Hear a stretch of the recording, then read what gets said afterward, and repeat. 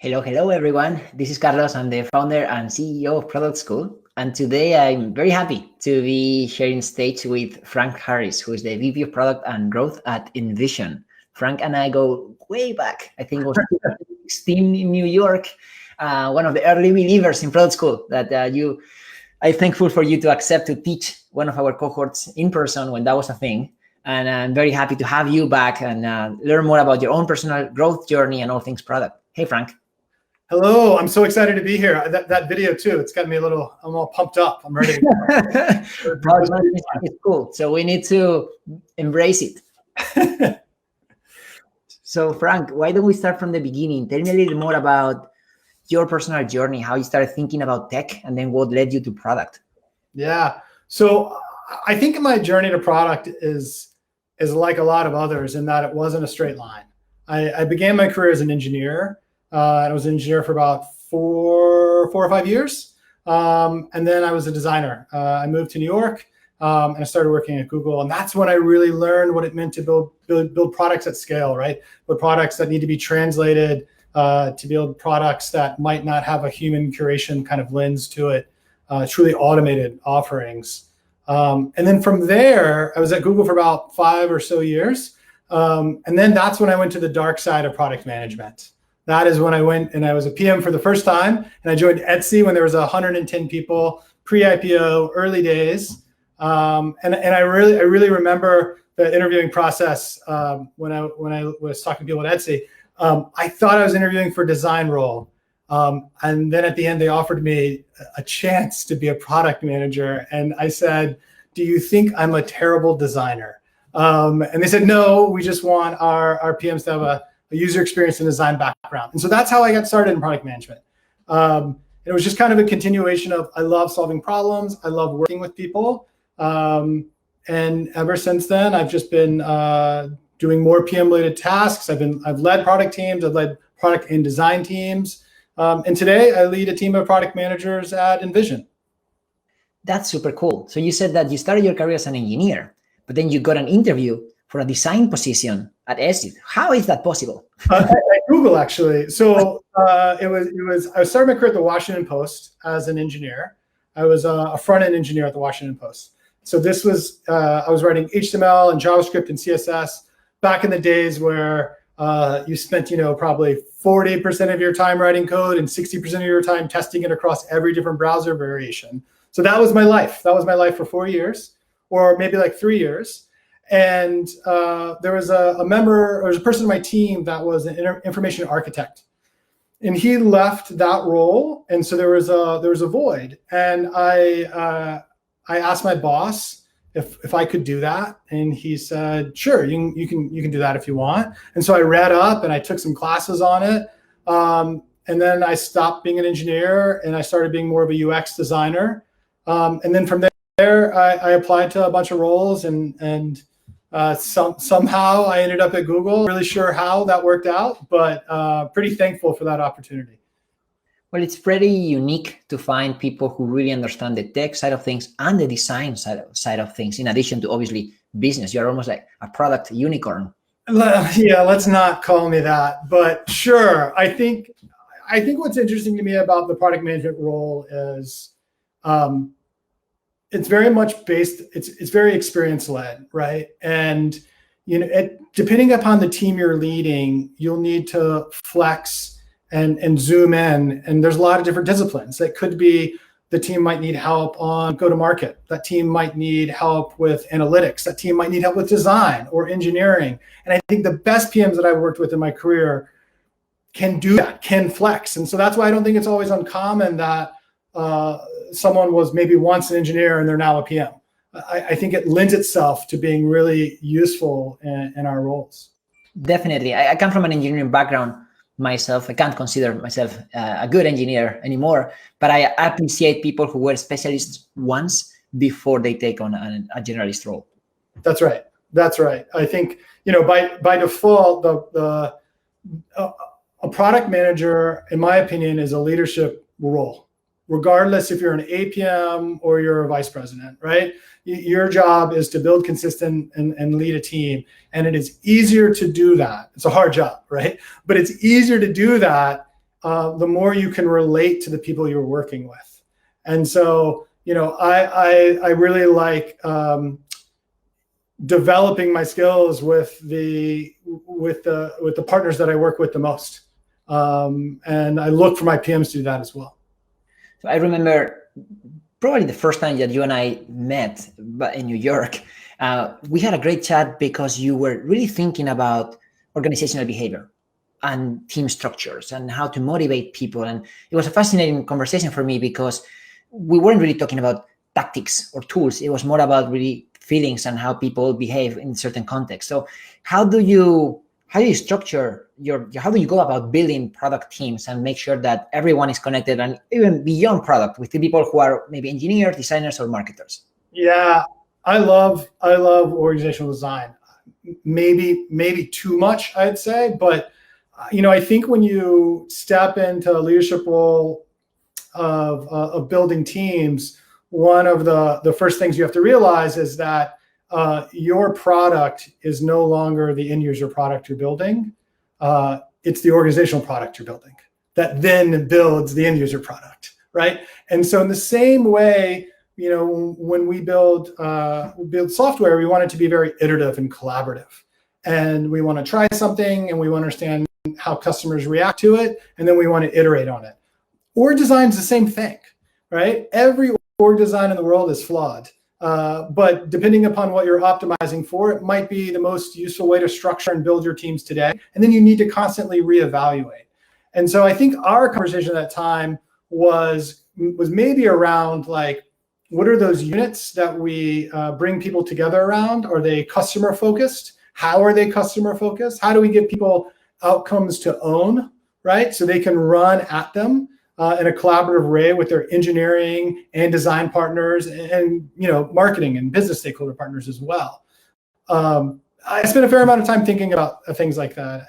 When I've been happiest in my career, it's when I've had a clear area of ownership that I can go deep in. And so I like to build teams in the same way.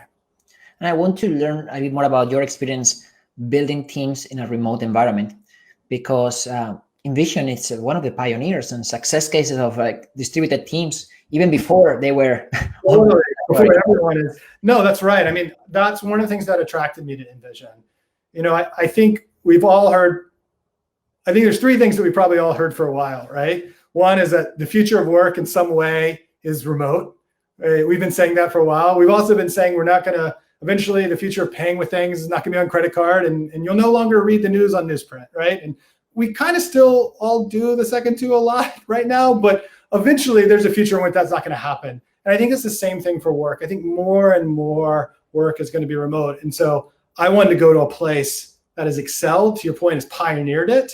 We have over 600 employees at InVision. And so I don't want to say we figured it out, but we've learned a lot. We've updated our processes and the way we behave kind of with that in mind. And so at InVision, there's still a lot of connection to your team. We just do it in different ways. We're aggressive users of Slack, I would say. That's like one thing that's very unique to other places that I've worked. Very aggressive use of Slack. We use Slack more than we use email, which I'm sure any Slack people out there will be very happy to hear that. We're also not shy about getting teams together, right? And so, no one wants to have a day worth of meetings, but sometimes that human connection is really important to build empathy and understanding. We haven't done it in a while because of COVID, but we also get together once a year as a company. And we also try to do offsites as teams. So being remote first doesn't mean remote only, I would say. And we look for ways to continue to connect as a team. I like that. Being remote first doesn't mean being remote only. Cool. So another thing that I saw on your LinkedIn profile is that you are not only the VP of product, but also you cover growth and platform. So I want to learn a bit more about how that. What does that mean exactly, right? Good question. And I would say evolving, but I would say at the most basic level, we're focused on the enterprise. So taking a step back, at InVision, we have 6 zones And so zones is our highest level of organization. Within zones, we have squads. Squads are like working teams. We have 6 zones. 4 of those zones are focused on products. So we have a screen design tool, we have a prototyping tool, we have whiteboarding tools, we have a design system tool, right? So each of one of those is a zone. The other 2 zones are platform zones, and that's what I work on. And those are cross-cutting. And so they could be cross-cutting because we're building internal APIs and services that improve the velocity of the product zones, right? What are the reusable bits that we can centralize? Sometimes we're also building cross-cutting tooling for other stakeholders at the company. And then the last thing we focus on is that enterprise user. So if you're building a whiteboarding tool, you're thinking a lot about who's using your whiteboarding tool, and that's what I want you to think about, right? But what my zone thinks about is what are the features that the enterprise needs? What's the features that the security officer needs to bring this into the organization? What is the features that the design op or the admin leader, right, that's going to administer the entire install, what is it that they need to be successful? So we tend to think about those enterprise level features in kind of team management that, again, sits on top of our other products. The growth angle is both enterprise-focused growth as well as we have a pretty healthy self-service business. A lot of our users start with us in our freemium tier, and then they start paying as a self-service. And then as their organization grows, they go to our enterprise tier. So that funnel is something I spend a lot of time on as well. Yeah, I'm a user, and I've been using InVision for a while. And we actually teach InVision to our product management students. I believe that this is not just a design tool, that other people who are not designers will feel more empowered by doing it. Yeah, I mean, just building on that, one thing that's been really interesting for us is as other organizations have become more remote first in their operations, since March, we've seen a lot of increased activity with our whiteboarding tool as a way that teams can collaborate. And it's not just designers. That's what's so cool about it. It's designers, it's PMs, it's marketing, it's executives. And they're using our whiteboarding tool as a way to kind of get in a room, so to speak, and to discuss ideas. And so, yeah, we build tooling for designers, but it's really that entire software development life cycle that we're focused on. So, Frank, I know you're a lifelong learner. What is next for you? What are you curious about learning these days? This is a really good question. I mean, I do love learning. I'm a builder at heart. I actually hated college because it was just I hated being I went to a big state school, and I hate being in really, really large lecture halls, but I love tinkering and I love building. And so I want to spend more time on understanding pricing, actually, and the different, how you price and the different dynamics around pricing. And so that's something I hope to spend a little bit more time. And there's a lot of analytics involved in that. So I'm eager to geek out. And is there any feedback that you've been getting consistently throughout these years? I kind of going back to what I said earlier, in that, I think a PM by default is a leader, regardless of your seniority. It's a leadership role. And the thing that I'm reminded of, and maybe continue to be humbled for, is leaders have to own the impact that they have, right? They always have to show up, and they always have to, if you're having a rough day, but you're still leading a meeting, you're going to have an impact on others. And so, sometimes we make decisions that aren't popular. Sometimes decisions are made and we have to cascade them to others. But as a PM, you're always having to wear that leadership hat. And so just always being mindful of that is something that I don't want to say I keep relearning it. That probably sounds too harsh, but it's something to always be aware of. And I try not to ever forget it. And I remember at the beginning, you mentioned that you are a heavy user of Slack. And I want to double click on that, because I've seen organizations just set up Slack and let it go. But obviously, I can imagine that in an organization with 600 people, there must be a lot of onboarding and also processes to make sure that things don't fall through the cracks. So is there any trick or any other tools that you can use in combination with Slack that help you be on the same page with your team? I mean, I don't know. I mean, I don't know if Slack is that tool. It is still a little bit of the wild west for me personally, and maybe that's just where I am on my like learning curve. But in terms of like communication, trying to keep people in the loop, I write a lot. It's the way that I process ideas. It's the way I think through things. It's the way I call like BS on my ideas, is that, I have to write them down. And so I try to do that as well to lead teams. And if that means delivering it in Slack, fine. But that could also be in a Google Doc or an email. The medium is less important to me. And it's more the act of like writing it down and having some artifact that people can react to. The other thing that I have found as you write more, or as I write more, is that I spend more time also really being explicit about the assumptions that I'm making. And what I find is that when I do that, that's where I tend to spend most of my conversation with others, because they might not know things that I know. I might not know things that they know. And so if we're not first aligned on those assumptions, those basic constraints and facts we're working under, then nothing else is going to make sense. And so I've tried to instruct my teams, and I do it myself, to really be explicit about the assumptions you're making, and making sure everyone's on the same page before we get into solutioning. So let's now talk about that moment where you jump into a live meeting with your team. Hopefully you did your reading or your writing, people come prepared, but that moment of truth, right? Is there anything else that you found particularly useful? I mean, it really depends upon the meeting. I mean, I found like when you're presenting to like executives or your boss, maybe being very clear about your asks, right? Like what is it that you want? What is it that you need? And really kind of making sure you're orienting the conversation around that.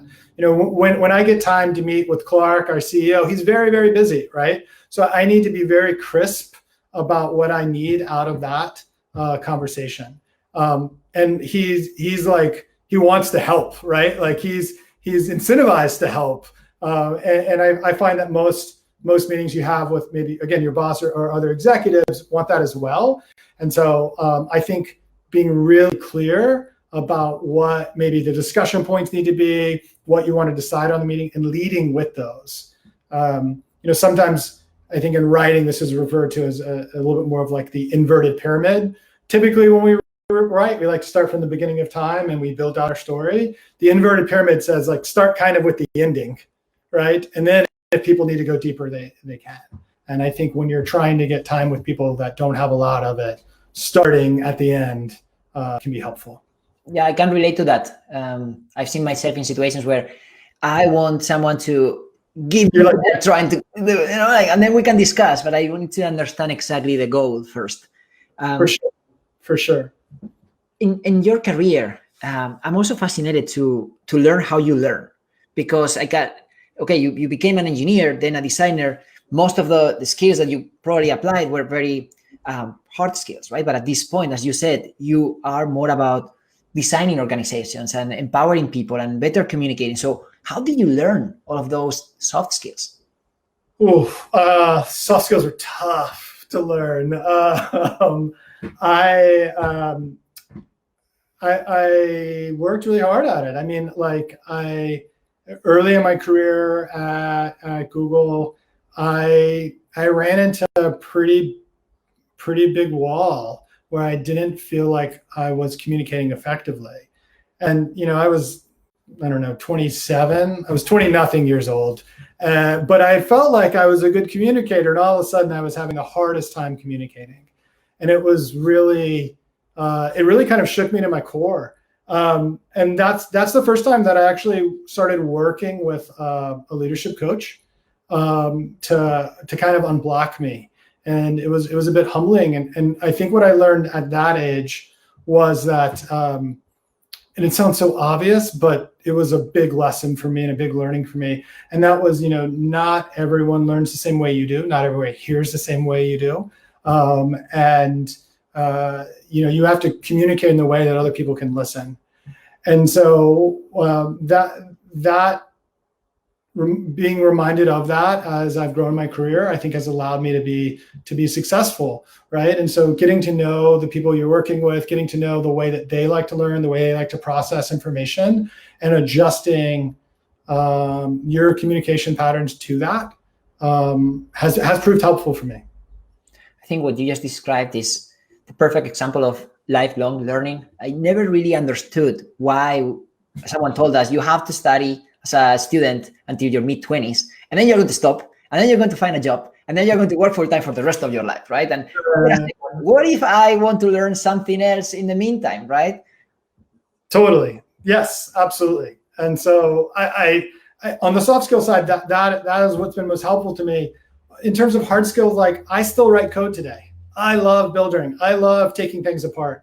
When I first started writing code when I was like maybe 15, and I'm saying code here, I don't know if there's any engineers on the line, but I'm saying code here in a very generous sense. I'm talking HTML, and I know there's like a bit of a religious debate on whether HTML is code or not, but when I was 15 and I started building websites, everything was like view source, copy and paste view source, make one tweak, see what happens. And that's still how I learn a lot today. I don't know if that's anything to be proud of, but like I tinker, I take things apart. My parents didn't buy me a gaming system when I was a kid. They bought me a computer, and I took that thing apart like a million times and put it back together. And that's just how I learn. I mean, I've interviewed a lot of product leaders, and I see that pattern of curiosity, really not selling down. You always want to break something and figure something else. And even in your own career, right? You are now in an industry that is mostly design and product, but before you were in finance and a finance product, and before you were at Google. So how did you switch those industries? What is the common thing that made you go from one industry to the other? Yeah, I mean, it didn't seem like that's what I was doing. Like when I started as an engineer, it was like, oh, like we need to build this, we need to solve for this use case, this problem, right? And someone came to me with a plan, and I would write the code to make it come true. And then it was like, okay, but I want to be more involved in like helping identify what that problem is. And one of the coolest things about being a designer is designers imagine the future, right? They bring something, they use their imagination, start bringing it to life. And then you do that. Then I did that for a bit, and it was like, okay, but like, what's the overall, like, how is this sustainable? What's the overall business, right? But it just felt like a continuation. It never felt like a hard switch to me. Also, I love what you said about breaking things, because when you break something, that's like one of the most powerful things to do, because then you understand the impact, right? When you break something, it's like, oh, okay, that was related to this. Now I know that. I didn't know that before. Now I know that association. I love breaking things. I don't always want to break things, but it's you get that association, and that's really definitely cool. Me too. And I always have people on my team that try to hold me back if I try to go too far. That's right. That's fair. That's fair. I think, as you said, you had a coach. Everyone needs a coach. LeBron James has a coach, right? Like the fact that you are good at something doesn't mean that you don't want to get better at it. That's right. Yeah. I mean, I think, we all need support systems to be successful. And a coach is definitely part of that. So what type of advice would you give to, yourself, maybe 10 plus years ago, a young engineer who doesn't know what's going on, and then, what would you say is some of those things that really help you get to where you are today? I want to say something like, don't be so stubborn, because I probably like super stubborn. I think I would tell my younger self to I think early in your career, and maybe I'm saying this to be nice to myself, but I'll just say early in the career for me, maybe it's not true for everyone, you can become really wed to ideas. And I think that I would have told myself to try to explore a little bit more, to maybe not be in so much of a hurry.